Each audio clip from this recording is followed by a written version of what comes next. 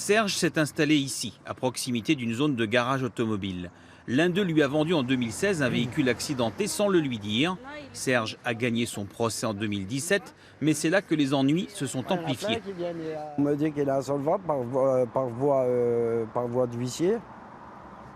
Et donc ça m'a un peu mis en colère. Alors je suis monté juste pour aller voir si c'était vrai que c'était fermé. Puis je m'aperçois qu'en venant, c'est le même gérant qui a une autre société au-dessus de la première, quoi. Donc là j'ai dit non, stop, vous pouvez faire ce que vous voulez. Moi j'attaque, je fais une grève de la faim. Il arrivera ce qui arrivera, mais je ne lâcherai pas.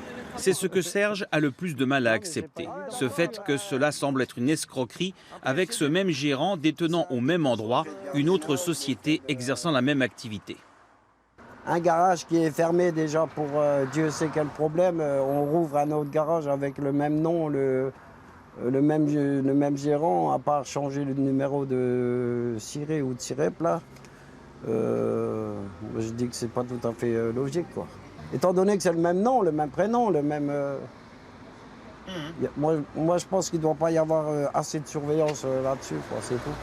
L'épouse de Serge est évidemment solidaire. Depuis le début, elle alimente les réseaux sociaux. Elle a même reçu un appel du garagiste. Il m'a proposé 1 500 €, contre quoi mon mari rentrait à la maison et on arrêtait huissier, avocat et compagnie. Et j'ai rigolé, je lui ai dit c'est une bonne blague que j'ai fait, mais on est déterminé et on n'arrêtera pas. Alors qu'il vous doit combien? On est à plus de 8 000 avec frais d'avocat. Depuis le début de cette grève de la faim, nombreux sont les gens qui s'intéressent à cette histoire. Reste à voir cependant quelles seront les suites.